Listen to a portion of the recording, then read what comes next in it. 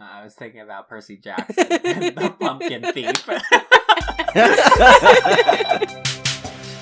Welcome, listeners, and thank you for tuning into Those Nerds Over There.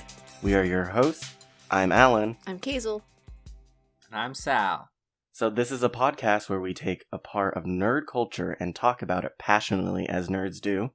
Yes, and this is a very special spoopy episode of Those Nerds Over There because when you're listening to this, it will be Halloween. Ooh, spoopy. Ooh. Alright, but before we get into this episode full of terror, we're going to crack open the nut jar and answer our weekly nerd question. Yay. So, let's... I think you should rename it, but the nut jar. The nut jar. We're just a bunch of nuts. The nut-breaking jar instead of icebreakers. So this question comes from my roommate, Madison. She is at Midnight Trist, Trist, on Instagram. And she asks, what is our favorite Studio Ghibli film? Oh boy. Oh boy. This is tough. Mostly because I actually have seen a lot of them halfway through or like in pieces. Wait, how? Yeah, you know, when I was a kid and watched these movies, I didn't have the best attention span, so all right. So I guess I'll go first since I suck at it. Okay. My favorite is probably Spirited Away because it's the one that captivated me the most, and it was so weird and bizarre. I was like terrified and intrigued at the same time. Mm-hmm. So yeah, I love that one. It's very strange. Okay. I remember when like that was the one that they kept showing, at least on like Cartoon Network with the English dub. Mm-hmm. And I think was it really made people aware to these movies? Yeah, I think that's the one that made Ghibli really popular with Americans. Yeah. It made them aware, like, hey, look at this studio, and then that's when it got like super big. Yeah, when I first seen it, it wasn't on Cartoon Network or anything. It was on, I don't even remember what channel, but it was in Japanese. It was... Oh, snap. Yeah. What kind of channels did you get? I don't know. But it was in Japanese, and it had subtitles, and I was like, this is strange. Huh. I think I remember I was flipping through channels when I was in about high school, and then I found it. I thought it was just regular anime, but then I was like, oh, this is an entire just marathon of Studio Ghibli. And it was on like National like History Channel. I was like, oh, okay. Natural History? No, not Natural History. It was just the History Channel. Oh, okay. I don't know why I said natural. So. So yeah, it was the History Channel. I'm like, what's it doing on here? Whoa. And then, yeah. Yes. Well, next. I think my favorite Studio Ghibli film is Howl's Moving Castle. Never seen that one. Really? Yeah. I think you would like that one. What was it? I don't... That it's based on a book. Well, it's far off from what the book was. Oh, snap. I like books. Yeah, you do. You should just read the book then. Like, I'm not really sure about the plot to that movie. Like, why did she get turned into an old woman again? And why was it that, like, falling in love with Howl made her young again? So that part confused me, but, like, the moving castle and the anime food. Like, anime food is always the best food. It just looks so delicious. She was cooking, and she just had these super thick cuts of bacon. Yeah.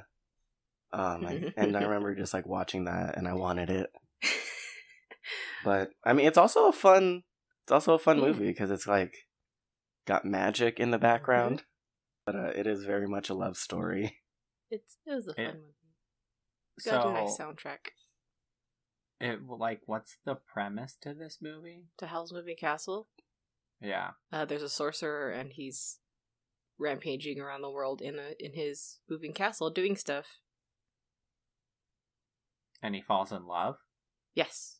Because there's a girl... With... Something like that? Yeah, main character girl is like this, she's like this stingy, doesn't talk to people, very serious, down to business, and that's why she turns into an old lady, because it's someone casts a spell on her, and it's portraying her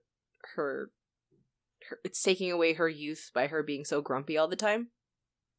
And when she falls in love with Howl, she's more youthful. There might be more specifics in the book, but that's my take on the movie. Oh, that's kind of interesting. Yeah. It kind of reminds me of Castlevania for some reason. Wait, huh? Yeah, because Dracula falls in love with a human, and he's like... Anyway. Spoilers! Wait, is that what happened? Wait, is this like the Netflix Castlevania? Well, that's based on Castlevania, so... Yes, so probably. I guess. I'm very confused. Yeah, so he falls in love with this human, and the human gets burned at the stake for being a witch, even though she wasn't, and he goes on a rampage and starts murdering everything. And that's where the story basically begins. Because, yeah, the guy, I think Simon Belmont, he goes and tries to kill Dracula because he's killing everybody. Well, that's nice. So... Yeah, vampires. But I remember all the Studio Ghibli films that I had growing up. I got from one of my dad's employees who would burn just discs of anime and anime movies for us, and I didn't know where they were coming from. I wish that was what my mom's coworker did. He just gave us really bad quality movies. Like it didn't say Warcraft, it said like craft, like the cheese craft. What? He's like, what is this? I'm gonna watch it. And I watched it. It was adorable.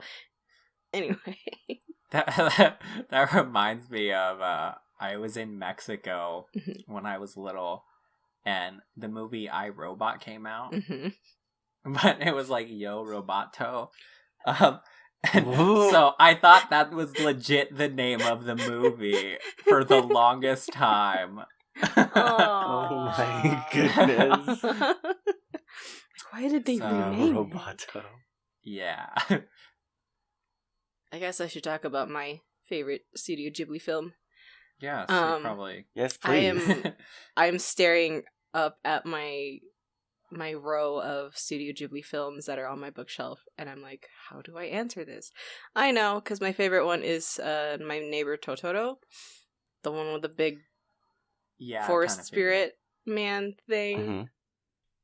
So my favorite of all the movies, first of Studio Ghibli's movies, is My Neighbor Totoro. I think that one was the very first one that I saw, and I thought Totoro in general was terrifying, but the story... Oh my goodness. The story between the two siblings was what caught me, because I like sibling stories because I have a sibling, and it touched my heart. And after watching that movie, I found that marathon of all the Ghibli movies, and I was just like, man, the studio is great. So, yeah, I really love Studio Ghibli. What was about Totoro that was terrifying? His teeth. Yeah, that'll do it. The teeth. The very human teeth is just like, That shouldn't be on a cat creature. Yep. Yeah, that's my favorite one. And if you have any Studio Ghibli questions, I have so many answers. And like how, like as soon as you said that Spirited Away was your favorite, I just like leaned back. I was like, that's not my favorite. That's my least favorite one. Oh, snap. Wait. Oh, wait. I mean, I kind of had a feeling you would say something like that. But then again, it's also that weird thing where everyone likes Spirited Away. So I was like, oh, yeah, I don't like it. Why Spirited Away your least favorite? I guess it's because I'd seen it so many times and I got bored of it. I mean, well, my thing is, like, that's, like, the only one I've seen all the way through, like, more than once. Right. And so that's kind of the only one I had, whereas the other ones, I'd be saying, yeah, this is my favorite. I haven't seen the whole movie all the way through, but... Yeah, I kind of had a just default answer. Yeah. It's like, by default, it's the only movie you watch all the way through. Yeah, I like Kiki's Delivery Service. Well, there you go. That's one I haven't But seen, but everyone's seen. I should watch I didn't it. see that one all the way through, so... Oh. That one's I've seen, cute. like, I think up until, like, almost the end. Oh. I'm just, like, I really like the journey, you know? But the I ending, don't care you're like, about eh. endings. Yeah. That, you know, that explains why I don't finish things. So, It's like, you don't need resolution, you're only there for the conflict. Exactly. I really like I think it was the most, no, not the most recent one. I think it was the last one before they ended the studio. The Wind Rises. The one with the planes? Yeah, The Wind Rises. Oh. That one's really good. I really like that one. Because, oh man. Because the director, man, oh my gosh, how did I forget his name right now? I'm so tired. Hayao Miyazaki. Yeah, Miyazaki. So his favorite thing is planes. And he loves planes, and he loves doing drawings of planes, even though he thinks he's really bad at it. He just likes flying things, and you Aw. kind of notice that in all of his films. There's always something that's flying. Some sort of plane doodad. So in that whole movie, it was just a whole thing about making planes. And you can see his heart in it, and just like, "Aw, Miyazaki, you're so cute. You like planes." Aw, that is I'm cute. gonna have to watch that when I get back. It's really good. I have it, and also, I think Pastor Chuck has it. Yeah, you just need to show me all the movies so I can have a actual educated response to this question. We'll come back to it in a year. Right. No, they're like a year in review. Yes. Okay, let's move on to our main topics. Yay! All right. So now we're going to go through our topics, and we are going to consult the wheel to see who will go first. And nerdy our topics. topics should all be like spooky Halloween themed, maybe, or just spooky. All right. And Sal, Whoa! what Yes. spooky thing were you excited about this week? Ooh. Oh boy, do I have a lot to talk Oh about. snap! So first off, whereas you, Alan, you were like, I don't know what to talk about because there's nothing to talk about. Oh yeah, really kind of pull the curtains apart, You're huh? welcome. You know, just get behind the scenes of what we have to deal with. Anyway, I had like so many topics I could talk about. So, but You couldn't have loaned me one? No, because you did your loan own service? topic. All right. Unless you wanted to go like, okay, so I was thinking about doing like Halloween because that movie just came out. Yeah. American Horror Story, their new season came out. A Netflix show called The Haunting on Hill House that came out, and that's really good. So I don't think you would be into any of that. So I couldn't lend you one of those. Fair. But today I'm going to be talking about music. We're jumping back into the music realm of the nerd side of culture. Now, Halloween music. Interesting. Halloween music. So, the band is called Ice Nine Kills. They are a metal band, or specifically metalcore, which is a subgenre of metal, which unless you're like a metal purist, doesn't really matter. So, they released a album on... Oh god, I didn't even write down when they released the album. I think it was on like the 5th of October. It's called The Silver Scream, and it's a concept album where every song on their track list is based off of a horror movie. Oh. Yeah. So it's super cool. I'm gonna go down the track list and just name the movies that are represented. Some of them are not horror movies, but I guess they can be considered horror movies depending on who you talk to. So the horror movies that they include are Nightmare on Elm Street, Friday the 13th, Halloween, Texas Chainsaw Massacre, Saw, The Crow, Jaws, The Shining, The Devil's Rejects, Edward Scissorhands, Silent Night, Deadly Night, An American Werewolf in London, and It.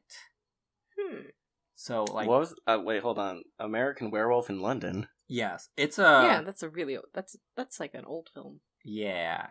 I actually haven't watched it, so... It's really hokey. Like 80s hokey. Yeah, the only movies in this list I haven't watched is that one, Silent Night, Deadly Night, and then The Devil's Rejects I haven't watched either, so... But they're all horror movies. I don't think Jaws and Edward Scissorhands are considered horror movies. Jaws is more of a thriller, giant creature movie, and Edward Scissorhands is a musical. I don't think The Shining is really a horror movie either. No, The Shining is a horror It's also movie. a thriller horror. Is it? Yeah. Because that's the only one I've seen on that list. Really? Wow. Yes. Oh my I don't like horror films. goodness. I have a weak constitution. All Then right, why did you well- watch The Shining? I don't know. Peer pressure. Oh. when I'll I go was with that. when I was growing up, The Shining was like you don't watch that. That's what I Wait, was what? always told. Like, don't watch The Shining. You will have nightmares for life. So it's for you to say it wasn't a horror movie is very strange coming from your mouth. Well, okay. I think the part I'm not good with for horror movies is like all the gore. Oh, No. okay. Well, I guess that. So you makes got like sense. Jaws and like Saw in there. Those are things I in a million years could not do. Oh. So you don't like the gooey blood stuff? Like I don't need to see dismemberment. Yeah. Thank you. Cool. Aw, So that's like one of the best parts of horror Oh, movies. goodness. But yeah, so their whole album is a concept album of all these horror movies, and they just do like a brilliant job at this, should play like a 2-second clip right here. right? Wait, are we allowed to do that? 2 no, seconds. copyright. 2 seconds. No, it's only 2 seconds. It's okay. As long Is as it it's okay? 2 seconds. Okay. I am looking them up on Spotify right now. Anyways, so Ice Nine Kills is a metalcore band formed in 2002. They actually started out as a ska punk band. Oh. Don't worry about that subgenre. Okay. They used to be named Simple Plan. What? Wait, what? Triggered. Just kidding. I'm just No. kidding. Oh, okay. I like Simple Plan. How dare you? Anyway, I like them too. It's okay.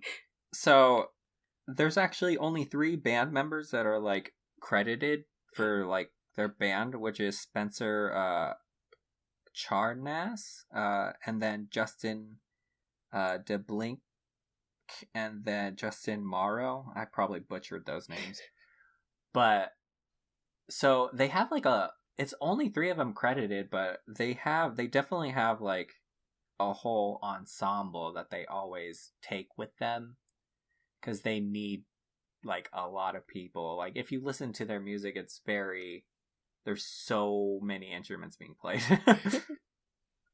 So yeah, this band is if you don't know, metalcore, the genre uses a lot of screaming music, but also clean vocals. Mhm. So they mix clean vocals very well with the screaming in songs that use horror, because you scream when something bad is happening, and you're using like clean vocals when like it's like not so bad. But yeah, so like I've just been obsessed with this album, like listening to it every single day. It's so good. What's one of the songs you recommend? Because I have their... You said is the album The Silver Scream? Yes. Yeah, which one do you recommend? Because I have their Spotify page open right now. Right. So the one I'll recommend is Thank God It's Friday. And that's for Friday the 13th, and I'm just gonna go through kind of like the lyrics and stuff and tell you why like they've done such an incredible job of like crafting this album together. So first of all, if you haven't seen Friday the 13th, it's spoilers. right Spoilers. on a movie I in have the not. 80s. So, I think it's okay to spoil back then. If you haven't seen Friday the 13th, it's about this little kid named Jason who died at this summer camp. He drowned because the counselors weren't watching him. And so because of that, the camp got cursed, and he basically just murders any teenager that comes wandering into the camp. I guess that's a short synopsis of the story. So anyway, so the song "Thanks God It's Friday."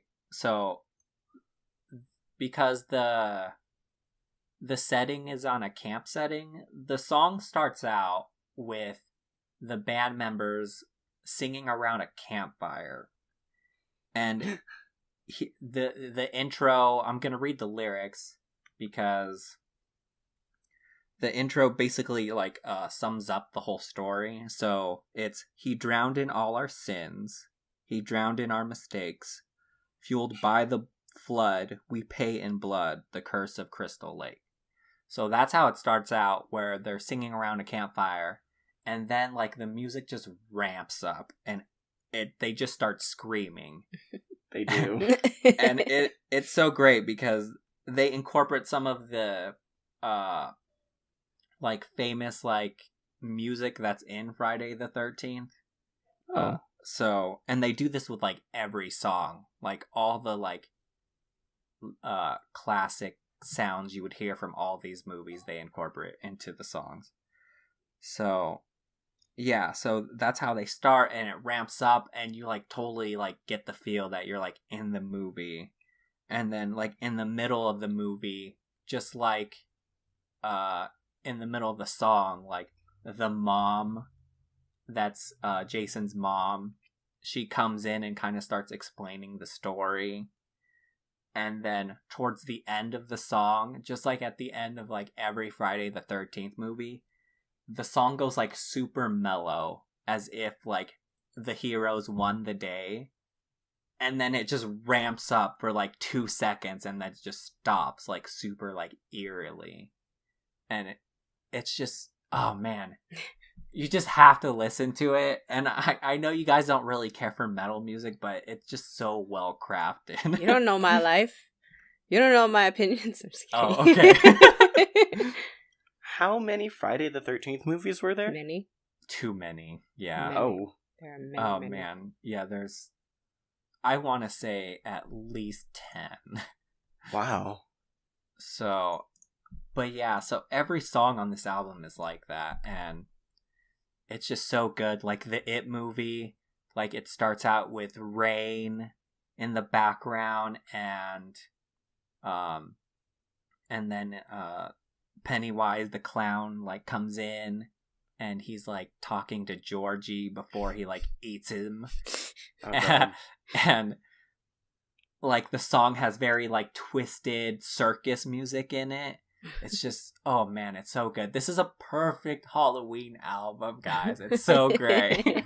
I wish you told me about this yesterday night, because we had supposedly Spotify's most popular Halloween playlist playing at Supposedly. my Halloween party. Uh-huh. Rip. And it was just normal party music. It's garbage. It wasn't spooky or nothing. Aw. This is spooky. I like this one. Yeah, no, I'm listening to the Friday the 13th. I'm like, oh my goodness. Yeah, it's so good. And if you don't really care for the hard stuff, they have some slower songs. So Love Bites is the one about the American werewolf in London.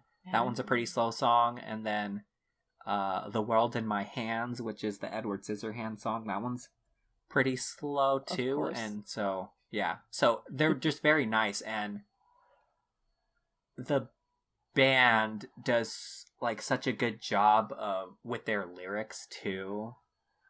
Like they know how to tell a story through song. Like this band is just one of my favorite bands because they're just incredible like lyric storytellers. Now, is Mary Xmas the Shining one? No. The Shining is what is it? Enjoy Your Sleigh. What? Yeah.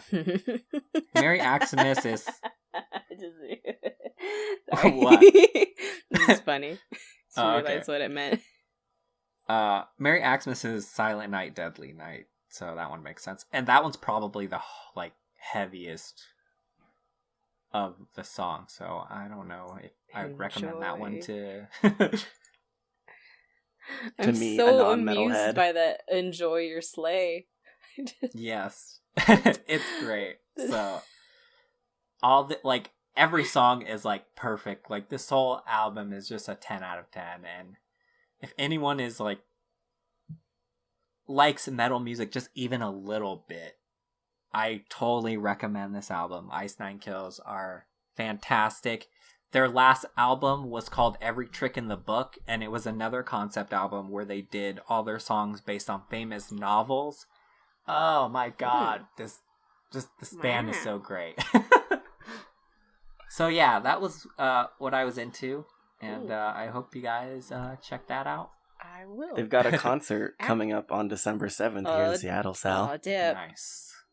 I won't be there December 7th, unfortunately. Oh no. I'll be there December 16th. So just Alan, just like grab them and put them in your basement, and then right? Yeah, just hold them captive for a little while until Sal gets there. It's like I'll go to the concert and I'll just channel Sal. Right. They also have music videos for 4 of the songs, which I don't know if I recommend. The songs the videos are very long because they're telling an underlying story as well as making a music video for the song. Mm-hmm. So there's like a 3-minute intro before the song actually begins. But when the song are these music videos for the Silver Scream? Or... Yes.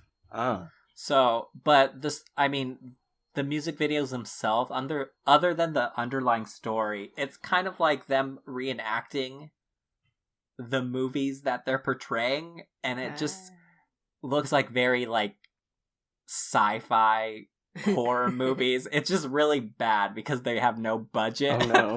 Oh, it's like little mini B movies, B films. Yeah, just like B horror movies, which I guess you could get a kick out of, but I watch it and I'm just like, like I know they're having so much fun and the songs are great, but like, this is like not that great. I would much more appreciate just them like performing the song and watching them. But everyone loves the music video, so if you want to watch it, go ahead, but they're fine. I mean, I'm down. Yeah. The only way I watch horror movies is on watching abridged versions on CinemaSins. Nice. All right, go ahead and spin the wheel because I've been talking about this a lot. And doo-doo. Kazel. Yay, it's my turn. What spooky thing did you get excited about this week? Well, I didn't. I got very passionate about something, not particularly excited, but it reminded me of all these things when I was looking it up, so it's really good. Anyway, so The Chilling Adventures of Sabrina came out yesterday? Yesterday. Yeah. I mean, Friday? On the 26th? 26th? Yeah, so October 26th, The Chilling Adventures of Sabrina came out on Netflix. There was a whole premiere.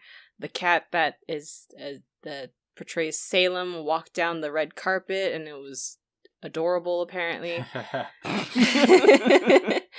I was like, cool, cat, walk down the carpet. I seen that on Twitter, and I was like, bravo, just slow clap. So that was fun. And I watched the trailer the other day, and I was like, oh, this okay. I wasn't a huge fan of the look and whatnot, but it did remind me of how much I really love Sabrina the Teenage Witch. So I'm going to talk about Sabrina the Teenage Witch. So the original, when Sabrina the Teenage Witch started out, it was a comic from 1971. It was an Archie Comics published comic, and she ended up being a part of that realm. Even like she would visit some of the Archie comics. She would be in like Betty and Veronica and like Jughead and all that stuff. She would kind of be like in the background, like doing a crazy spell with no one looking or something like that. So there have been many iterations of Sabrina the Teenage Witch, in which I found out they actually turned her into a manga styled. Huh? Yeah, they turned her into an anime styled manga in 2004 until 2009, and that went on for about 46 issues, I think. And I was like, I looked it up. I was like, man, this looks like garbage. Did you try reading any of it? No, I looked at the covers and I was like, nope, nope. Because someone had blue hair on the front, and there were two boys. I'm like, nope, only Harvey. Harvey's the only boy for Sabrina. But yeah, I was looking through all the comics, and I really love like the original style. That's more like the Archie style for Sabrina. So like in that realm, it's always very like, I'm a high schooler, I'm just trying to get by, and oh look, I happen to have powers, and I can try to do stuff with my powers to help me in doing my day-to-day stuff, but I'm gonna find out that in the end I should just use my normal human abilities, and I don't need to make things go crazy with magic. And that's basically the premise of all of the old Sabrina things. There were a bunch of reboots with the comic series as television series came out.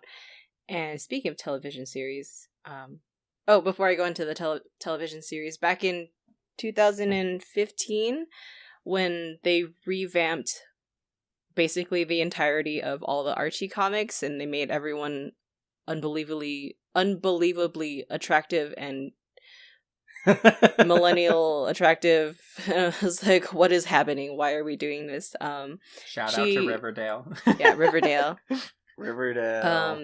She She made an appearance in Jughead issue 9, where I think she ended up like admitting to her powers. And usually in all her stories, she shouldn't tell humans that she is a witch, because that'll make everyone hunt her down, and the witch trials will happen. But that's a whole nother thing. But yeah, she was supposed to have a one-shot comic to gauge interest, but they ended up canceling that. So that's sad.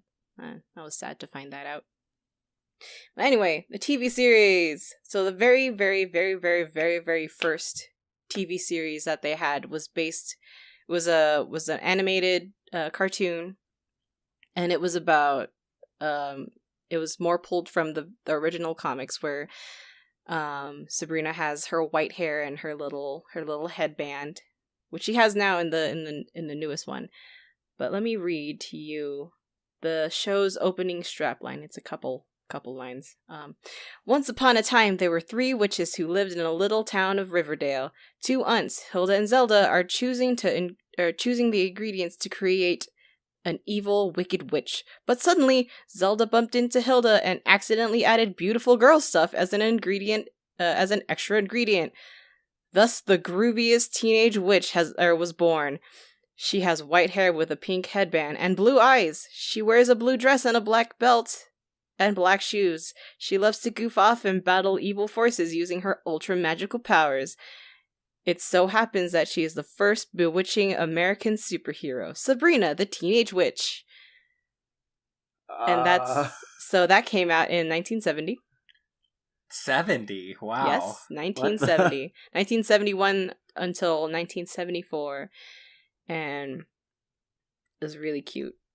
And it was aimed primarily towards young girls ages 6 to 14. And it had a laugh track. That was an important part that I had to mention. Had a laugh track. It had a laugh track. In an cartoon. Animated series. Yeah. Apparently. Was it good?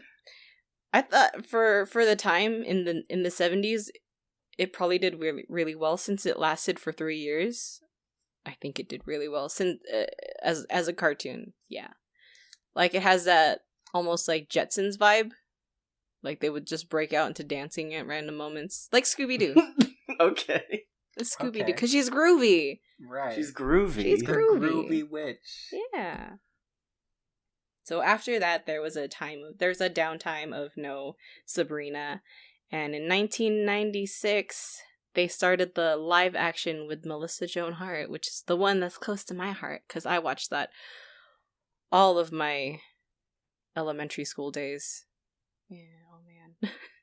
I think that was the one I saw too. Yeah, and so in that one, everyone saw. Yeah, I love that one. But that one is where they kind of took a different turn in the story. So in the original comics, Sabrina knows about her powers. She has them at the very start, and she kind of just develops them more as she gets older. But in the Melissa Joan Hart version, instead, on her 16th birthday, she is suddenly aware of her powers. So she doesn't have powers until her 16th birthday. And it's hinted that she in that series she has a human mom. In every other series she has both magical parents. So this is the only one where she has a human parent. And they critics have compared the goofiness in that series to like the Bewitched television show, the one with the little wiggle in her nose thing. You're right. Yeah. But so also instead of it being set in Riverdale, it's set in a Boston suburb of Westbridge, Massachusetts. So they kind of try to make it more realistic, like it's a real person, and you can go to this place, and you can actually. I think they even like listed the street that the house is on Wikipedia, and I did not write that down. But yeah, so it was. I remember when it started out, it was really good. It was just a solid story about Sabrina just going around trying to get through her life as a teenager who has powers and she doesn't know how to control right away because she's 16 with hormones and just kind of, oops, I zapped that person with a spell and now they're a bunny rabbit. I am so sorry. And then she has to like fix it by the end, and it's all like her trying to get through her regular high school life with her crush on Harvey, and some girl bully keeps trying to bully her and making her feel bad, but it's a solid just 90s high school sitcom. It's a sitcom. That's what it is. There's funny jokes, there's funny times, it's silly. It has a Boy Meets World feel vibe to it, where it's always in the school, and sometimes you see the adults trying to teach the kids the way to go. And in this instance, it's her learning from her witch aunts how to be more witchy and also handle situations without witchiness. Talking cat, etc. Yes. Wait, are the aunts evil? Not in this one. Oh, thank On goodness. the sitcom. In the sitcom, they're just aunts who are trying to take care of their niece. But I guess in the original animated cartoon, they were evil. They were trying to make evil witches. And when I looked at the opening, they're like typical witch, gigantic nose and warts and hat. So I think they kind of wanted to steer away from that. And the sitcom ended up actually establishing more of that modern look for the aunts. So they kind of kept that, and it kind of went into canon as well. So that's why all the aunts of Sabrina have been attractive ladies Yes, afterwards. always have to make them attractive. Yes. And then I got into that live action show like in a random episode where they found out they all had like evil twins or whatever. But the cat Salem, right? Yes. Like, what was his role in the family? So Salem, I remember there was a whole like episode that went into like his backstory and why he's like how he is. He's kind of like a Loki. He's a trickster type of dealio, but he's also really lazy and likes to eat food because he's a cat. He's Garfield Loki. Oh god, garlic. I'm hungry. So yeah, he in the sitcom, at least, he's kind of there for like extra commentary, and if you go into the magical realm, hey, I'm gonna say this crazy quip at you. He's there for like exposition. Kind of, yeah. Okay. Yeah, because they have like a magical closet that lets them go into different places, and it's fun. But yeah, as the series went on, it actually went on for 7 seasons. Wow. Yeah, it went on for 7 seasons. But after season 4, Sabrina had to go to college. And that's where I think everything went really downhill, because they took away Harvey, which is like her main crush and apparently her soulmate. And they took him away, and then they gave her like these random guys who just did not compare. I'm like, who are these losers? I remember getting really offended, but I found out, spoilers, at the very end of season 7, she's engaged to one of the random guys, and at the altar of the wedding, she leaves and she runs off with Harvey, and that makes me happy. That makes me happy. Happily ever after. Yeah. So that's the whole live action series. That's my favorite one. But after that, there was a really cute cartoon one. It actually came out in the middle of that one in 1999, and it was more focused on Sabrina, who is 12 years old, and she already has a grasp on her powers, but when she's going to turn 16, she knows she'll get like more stronger powers, and it's really cute. It's a really cute series. I remember seeing a couple episodes when I was younger. It was really cute. What did I write? It meant to be a sort of like a link.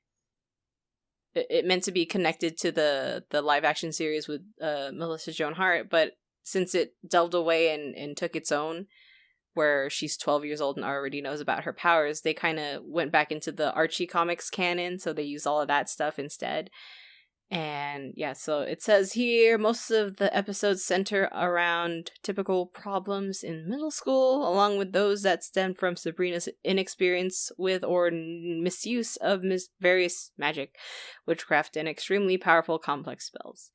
By the end of each episode, her innate magic abilities would unintentionally backfire, and Sabrina would learn that using magic usually is not the solution to her day-to-day problems. But yeah, so that whole series itself was formed because of the popularity of the live-action series with Melissa Joan Hart, and it's really cute. I really like it. If my parents turned on the TV to that channel more, I would have watched it more, but I watched other stuff instead. But now, then what about? Oh, yes. Go ahead before I get into the next one. Oh, well, I was gonna ask about if you'd seen the new one. I read like a bunch of the synopses, but I'll get into that one super last, because there was one that came out that I did not know about at all, and it is a CG animated Sabrina the Teenage Witch, except it is called Sabrina Secrets of a Teenage Witch, and it lasted for 1 season and was 26 episodes, and it's literally like it felt like they were trying to get like more of a like a boys audience, because it's all like action. She's trying to be the best sorceress in the world. She has to balance high school with training up her powers as being the most evil sorceress in the world who will rule the world. And Salem, even in that one, Salem is like almost her adversary. Like he's trying to hold her back in all the things. I'm like, what is this? Yeah, like even in the Wikipedia it said normal high school student and others. She lives a double life as a normal high school student and then also as a sorceress in training in the magical world. Once her two worlds collide, Sabrina is the only one who has the ability to battle her enemies while attempting to maintain her secret identity as a witch from all the humans around her. And Sabrina is shown to be a witch princess, destined to rule all of the magical world one day as a queen. This sounds like an anime. Exactly. It does. A black cat, Salem, is a spy sent by Enchantra to make Sabrina's life in the human world unbearable enough to live in the witch world permanently, in order for Enchantra to drain Sabrina of her great magical powers to become the strongest and most feared sorceress in all the witch world. This sounds like the plot to Enchant or Disenchantment. It might be. They might have used it better. Interesting. But yeah, I thought that was like insane. Because I'd never seen any of it before, and when I saw like pictures of the show, bad CG, okay, their eyes look like their eyes are like dead, and so Sabrina: The Secrets of a Teenage Witch, and that was from 2013 until 2014. Oh wow, yeah, we skipped right past that. Yep. This is like, oof. I don't even know who aired it, or if anyone bothered to. So, and then that brings us to this year, right? Or was there another one? That is the last one. So now we're at like a Fortnite character, or like. Those old Barbie movies, but like that weird CGI movie Food Fight. Oh no! Yikes! Oh, you just tore it a new one. As if it needed more. Anyway. So yes, that brings us to The Chilling Adventures of Sabrina, which is a series that just the reboot that just came out. Yeah. October 26th, Friday, on Netflix. It's about Sabrina Spellman, and she must reconcile her dual nature as a half-witch, half-mortal, while fighting the evil forces that threaten her and her family and the daylight world humans inhabit. So it's set basically in the same setting as the CW series, the Riverdale series, but I actually found out that it was conceived as a companion series, but as it developed and went into Netflix, they kind of had to make it its own dealio, so they're kind of, right now, they're different entities, but the president, was it the president? No, it's not the president. Whoever John Goldwater is, I assume he's someone who is significant with the production of Chilling Adventures, but he confirmed that the two series are separate now, but he would love if they could like cross them over. So maybe in the future they'll figure that out, but for now it's not. Right. So I watched the trailer and I saw a bunch of stuff, and I read the synopsis of maybe the first 5 episodes, and what I got from it, maybe I haven't watched Riverdale, so I don't know how to compare it, but it gave me the feeling of that I mean this in like the most endearing way, but it's CW has this like aesthetic of trashy high school. Yes. And they use it in everything. It's the best. I thought it was the best when I watched Veronica Mars. That was my my absolute favorite, but I think that was the first time that they used it, and they kept on using it. I'm like, okay, I'm done with this. But so it feels like it's that CW trashy high school with a combination of supernatural, and that's what it feels like to me. And both of those things I am not a fan of anymore. I grew out of it. I see the appeal of it, but it's not for me. All right. I appreciate that everyone likes it, but it's not for me. So please. If I can take over for a second. Yes, sorry for taking over your topic. Go on. I've actually seen Riverdale. I seen the first season. I heard the second season was kind of trash, so I've seen both and I can attest to that. And I also seen the first 2 episodes of The Chilling Adventures of Sabrina. So I watched them yesterday, and as someone who has not seen like the original sitcom, all like the only thing I remember was the cat Salem and how like horribly like puppet animated he was. So he just sat on top of a laundry basket. Yeah, that was his life. So, and then coming from someone who loves the trash high school drama, I don't know why. I just love it. I watch all of the Vampire Diaries, so you know. I thought it was actually okay. It's definitely a way darker take on Sabrina the Teenage Witch from what I gather. Like, the whole premise is on her 16th birthday, she needs to make like a blood pact and put her name in the Book of the Beast to become a like servant of Satan.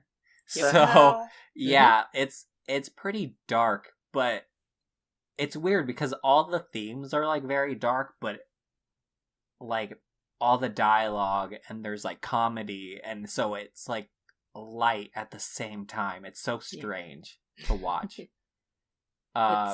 It's a CW thing. Like they did that with Veronica Mars, and my computer just tried to go to sleep on me. Hello. But yeah, so I enjoyed it. It was hard at first because I was confused of what it was trying to do, and the girl who plays Sabrina, I don't know her name, but at first I feel like you could kind of tell she was reading from a script. Oh. And not like actually being the character, but I got over that pretty fast because the episodes are so long, so you have time to get used to it. But other than that, I enjoyed it. It's very interesting because like they have all these like dark like tones, and like they go like very heavy into witchcraft and like how dark it can be. And so I was like, oh, are they like saying that all this is okay? Like, hail Satan? And like, 'cause, like they do that. They're like, oh, thanks Satan. Like the aunts will say that and stuff. And I'm like, this is okay. But so it turns out like I kind of want to watch it now. Yeah, it turns out like Sabrina's like, no, I don't want to make a pact with you, and that's where the show is like she's battling evil and stuff, trying to protect her family. And I'm like, oh, okay, so she is a good guy. Yeah. So it's interesting. If you're like into that kind of thing, I'd say watch it. But yeah, like I know Kazel, like you definitely wouldn't like it. Like yeah. Also, the love interest, what's his name? Harvey. Harvey. He's played by Ross Lynch, who was a Disney Channel star. Oh my god, he was that guy from Ally and AJ. Yeah. Yeah. Oh. The singer. Oh man, it's funny seeing him in it. I just thought, but and then also Salem doesn't talk. Oh. Huh? Yeah. He just. But they go ahead. He just like meow. Well, at least from what I've seen, he just meows and stuff, and then she just understands what he's saying. Right. But she has like a cousin in this new one, doesn't she? Yeah. Yeah. So he's I feel like he's basically the new Salem. Yeah, he's the one that kind of like does exposition and stuff. Yeah. And Salem, they explained that Salem is a familiar, and familiars are goblins that like take shapes of animals that are supposed to help their like masters like with magic and stuff. So I think in the sitcom, Salem used to be a person, and then he's stuck in that cat body. I can't remember if that's it or if I'm thinking of a movie that is completely different. Yeah. I mean, that sounds right. Yeah. Oh no, that was Hocus Pocus, right? That might have been that. The guy that's a cat and he's stuck he's stuck in a cat's body and he's a guy. I think. Yeah, I think that's it. I don't know. There's so many black cats, right? Voices and things, but yeah, I really like. Honestly, I dig the aesthetic from an outside point of view. If it didn't was its have own, like Sabrina's name attached. Yeah, if it didn't have Sabrina's name on it, I would be like, cool, look at this pretty. It's really pretty. It's interesting. It's CW. Yeah. Okay, I get it. It's really nice. Cool. I would totally watch this if I wasn't watching what I'm watching. But the whole the thing of everyone being super into witchcraft and sorcery nowadays, I think that's why they're going like deeper into like darker things of witchcraft with that series. And a lot of people who have been watching it so far are just like, this is the best in the world. I love it so much. One of my friends was like, it's filling the void in my heart that Buffy the Vampire left. I'm like, I can see that. Yeah. No. No? As someone who loved Buffy the Vampire Slayer, no. Aww. Well, I mean, I can see how she went from there to there. Yes, but... no, I definitely see it, but yeah, as someone who loves Buffy the Vampire Slayer, no. Okay. I liked it too. So. Funny thing, like, CW actually rebooted Charmed. Oh, yeah. And I loved Charmed as well.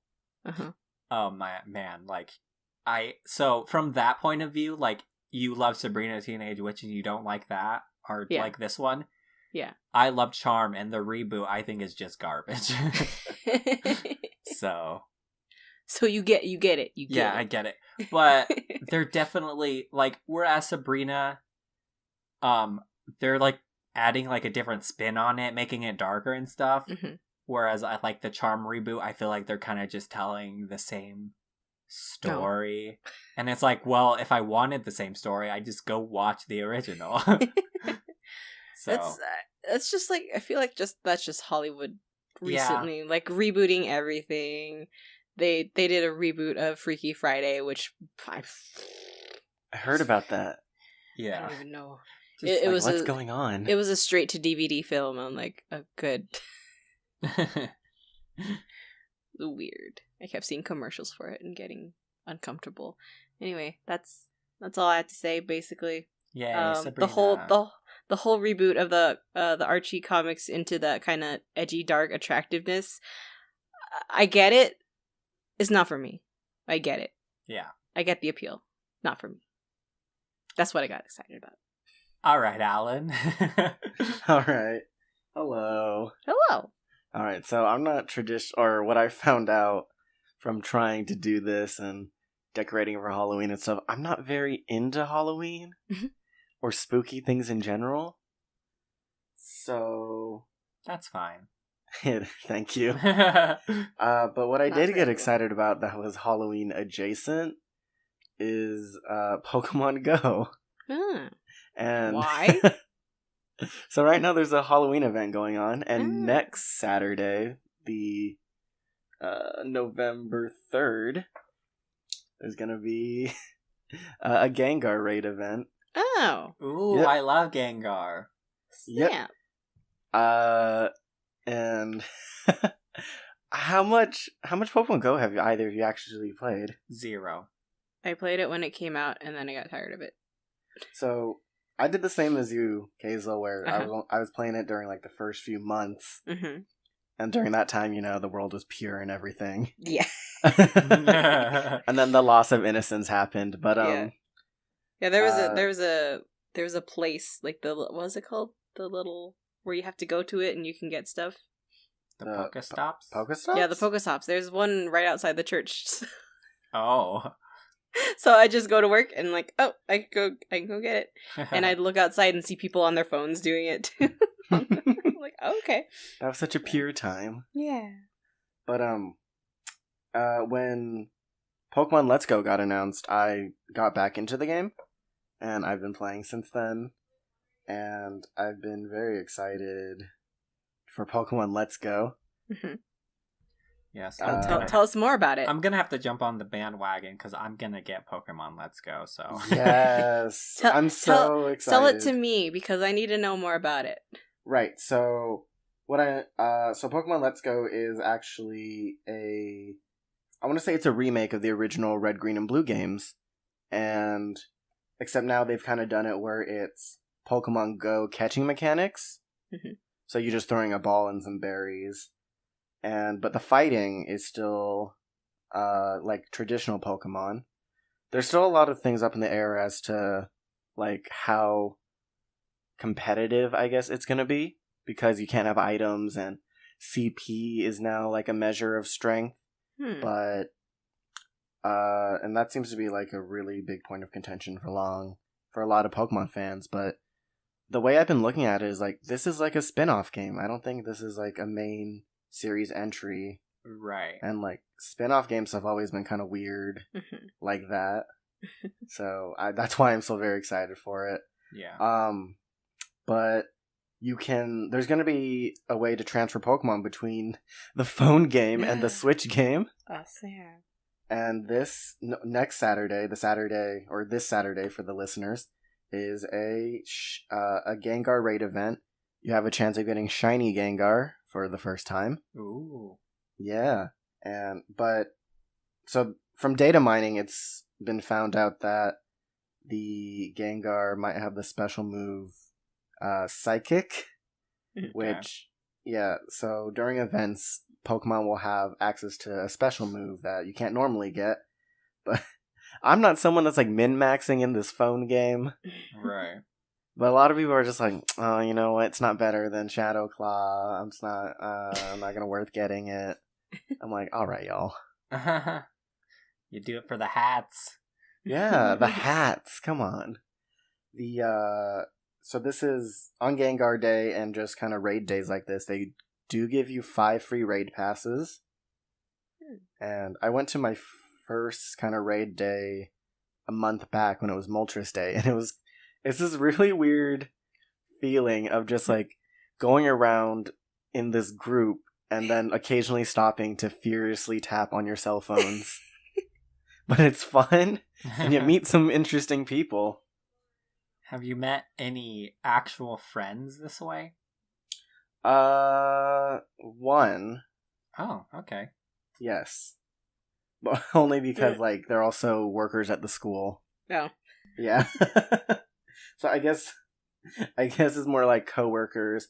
But I don't think, in terms of friends, I'm someone to go off of, because I'm not horribly social. Right. I mean, none of us are. At least here. Right. That's why we speak to each other via the internet.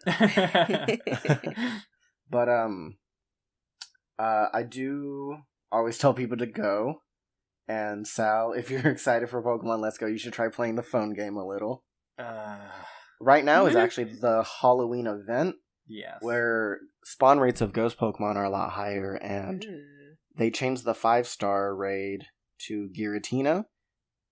And actually, because 4th generation Pokemon just got released as well. Wow. Yeah.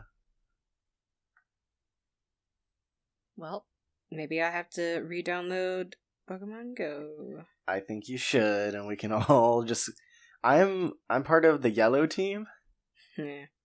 I don't know. What team are you? Okay. Well, I think that gave me my answer. I like Articuno. That's fair. Yep. But, so, Sal, I don't know, because you haven't played any Pokemon Go, right? Right. Right, so I don't know why they did this, but they basically set up the gang and incited some kind of gang war, where once you reach, like, what, level 10? You're indoctrinated into one of these gangs.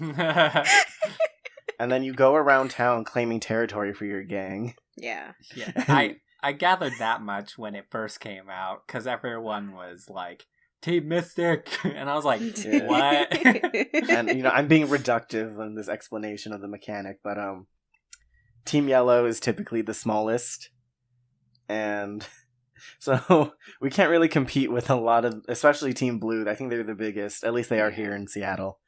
So when it comes to claiming territory, we have to, go out at night when everyone's sleeping, typically. And then just, take the gems that way. And taking the gems is the only way you can get, the premium currency in the game, besides buying it with actual money. I see. Yeah. But, and you get a lot of walking done, which isn't my intention, but it's a nice byproduct. True. Yeah, if we could walk around more here in Las Vegas, it would be good, but nope. It's either too hot or too cold. Yeah. Unfortunately. And everything is too far away, so it's not, and nothing is walking distance. There's a fountain down the street where my Pokestop is.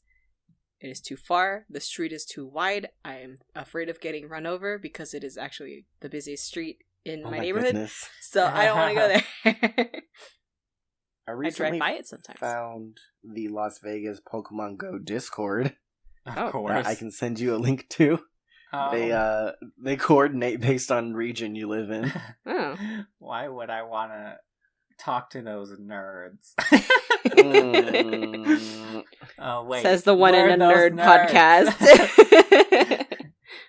Self plug. All right. Anyway. Oh. Yeah. So if you are in the U District area though, here in Seattle, and you are gonna be at Gengar Day, hit me up. I would love to get more friends on the Pokemon Go, because they added, you can have friends list now. Nice. And you get bonuses for raiding with them. Dude. Yeah. Yeah. I mean, but yeah. the whole My phone's Pokemon trying to Go, remember. the whole Pokemon Go theme always sounded interesting to me. But when it first came out, everyone was into it, and I have to be a hipster and not be into it. Frickin' so. hipster.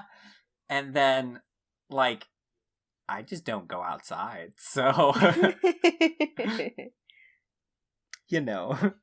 Well, I will get you to download it and we'll try it out. All right. Yes, just in time.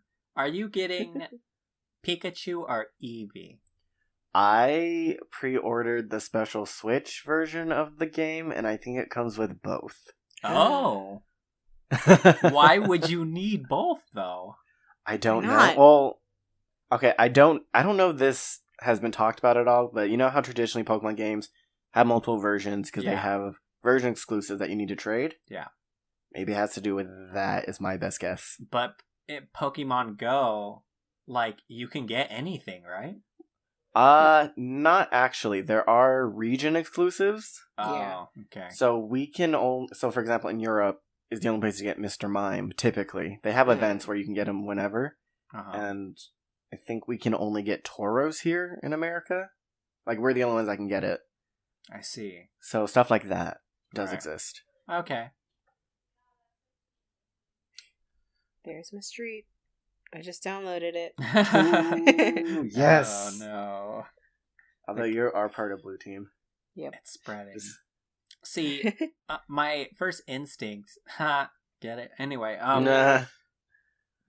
I want to go blue because the colors remind me of Harry Potter, and Ravenclaw is blue. So that's what I want to go, but yellow is the least... The hipster team, basically. Yeah. So I feel like I feel like yellow, but also yellow in Harry Potter is Hufflepuff, and everyone hates them. So Wait, why do people hate Hufflepuff? I'm a Hooflepoof. Yeah. I don't know. Actually, they're just they're supposed to be the outgoing people. Uh-huh.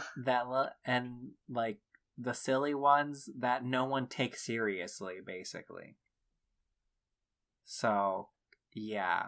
So me. So, like, Gryffindor is like, well, Harry Potter's Gryffindor, so that's why they're popular. Well, they're like all Gryffindor, aren't they? Most three of them? Oh, yeah, the main three characters.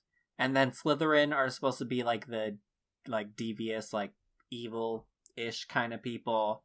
Why would they have a house dedicated to evil people? They're not supposed to be evil, but like their personalities are supposed to be like very ambitious and like, you know, get what I want no matter what. So like they're not all evil, but I mean, because of their personality, most of them become evil.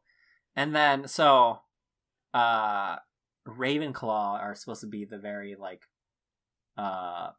smart and weird ones.